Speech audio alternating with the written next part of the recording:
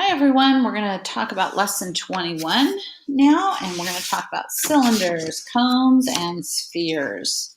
I know that we've already done work with cylinders, cones, and spheres, so it's just an extension of that. And this time we're going to be looking at maybe some missing values and trying to figure out what those missing values are.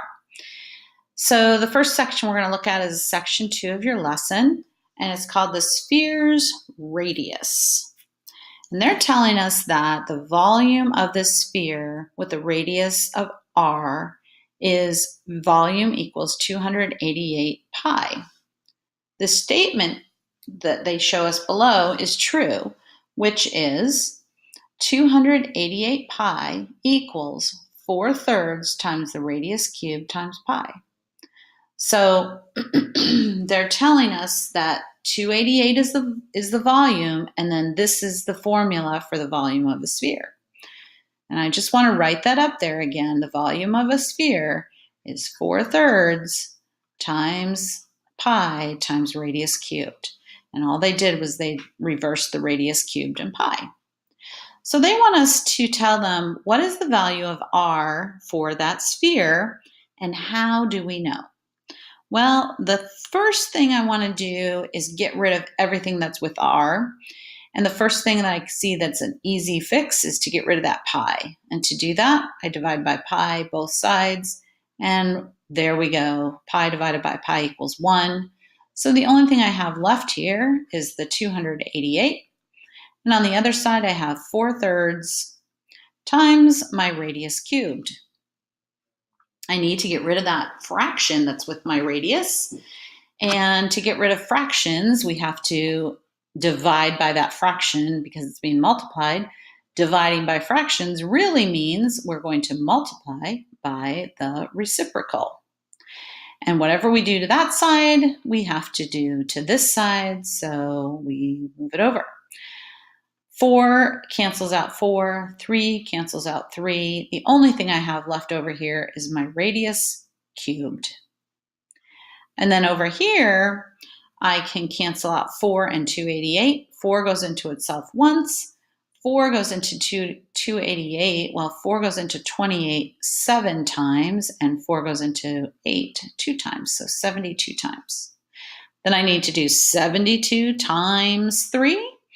And I just go over here. You guys probably will want to use your calculators. That's 6 and 21. So that's 216 equals radius cubed.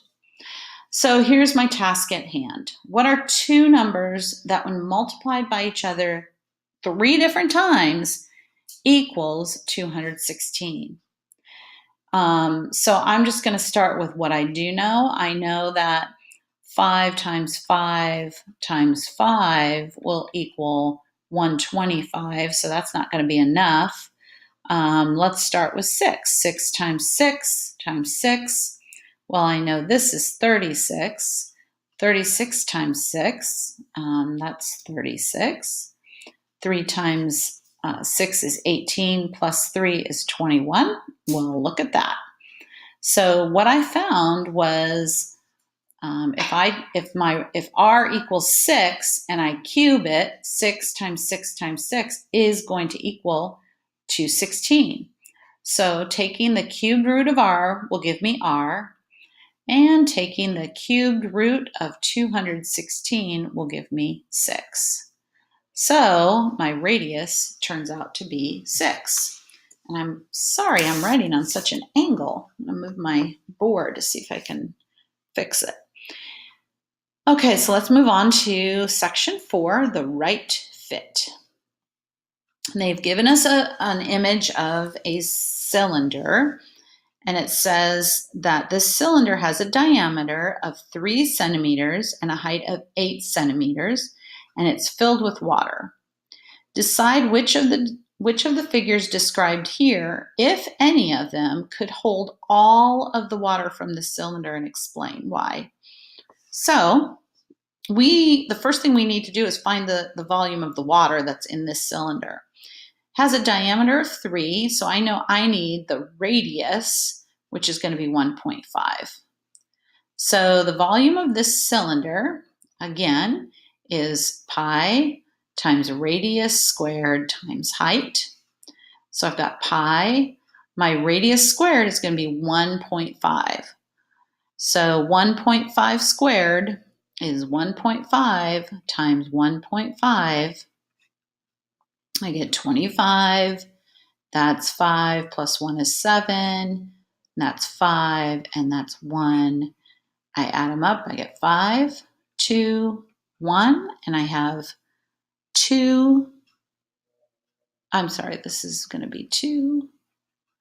And I have 2 decimal places. I have 1 here and 1 here, so it's 2.25. So I have pi times radius squared, which now I know is 2.25, times my height, which they tell us is 8. So now I need to take this 2.25, multiply it times 8, and I get 40. Carry my 4, I get 16 plus 4 is 20, and I get 16 plus 2 is 18, and I have 2 decimal places. So what I found out is 2.25 times 8 is 18. So the volume of the water that is in this cylinder is 18 pi units. And I'm not going to use a number for pi. I'm just going to use the symbol because when I try to find out what the other volumes are, I can still leave those in terms of pi, and I'll still be able to answer the question. So basically the question is saying how much, which containers here can all of this water fit in? So that means we need to find the volume of all these different containers. So this time we have a cone with a height of 8 and a radius of 3. So up here, I'm going to write cone so I don't get them confused. And I know the volume of a cone is 1/3 pi radius squared times the height. So I have 1/3 times pi. My radius, they said here is 3. So 3 squared is 9. And then they said my height of the cone is 8. So 9 times 8. So I have 1/3 times 72 times pi. And 1/3 times 72, I'm just going to tell you, is 24. So I have 24 pi. So the question is, can all of this water fit into this cone that is 24 pi for the volume?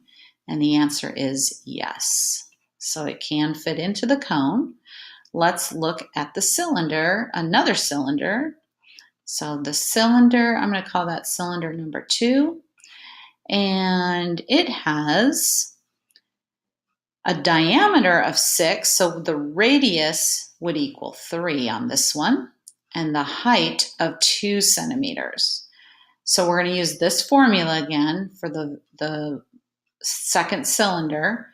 We know volume equals pi times the radius squared. The radius is 3. So that's pi times 9 times our height, which is 2. So I'm going to get 18 pi for that cylinder.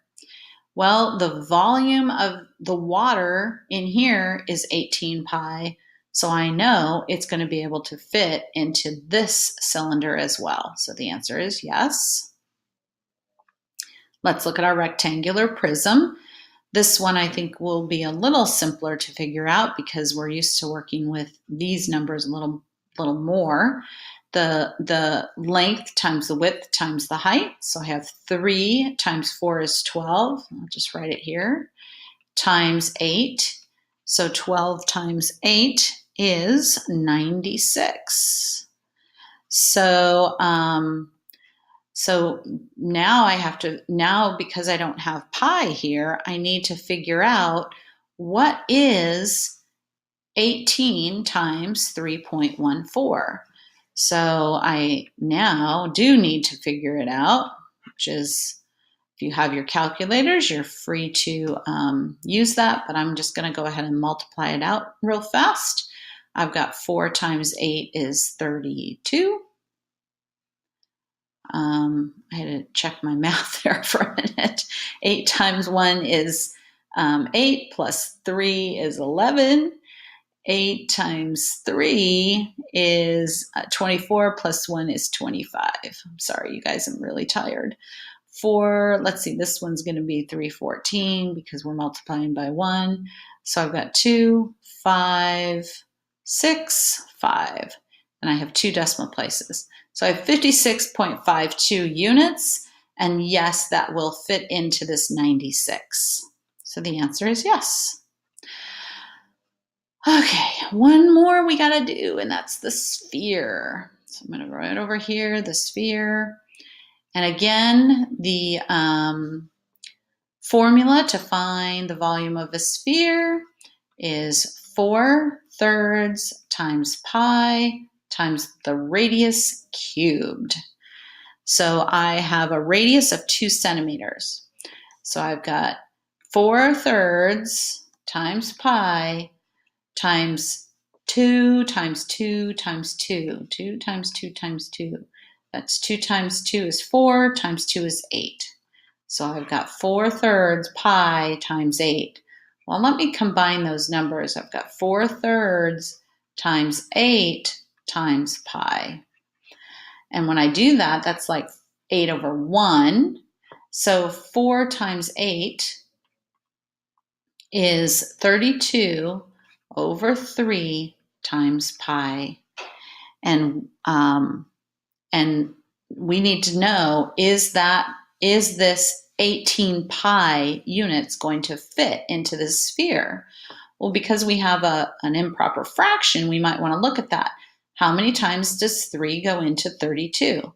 Well, it goes in 10 times, and there are 2 left over, so we put that over 3. So really we have 10 and 2/3 pi, which is much smaller than the volume of the water at 18 pi. So no, it will not fit into that sphere. And folks, that's the lesson. So for your practice problems, you're going to be just manipulating some of these formulas, and there's probably a few review problems on there too. And actually, we're going to do that in class. So if you have any questions, I can help you in class. And I hope you have a great weekend, and I'll see you next week.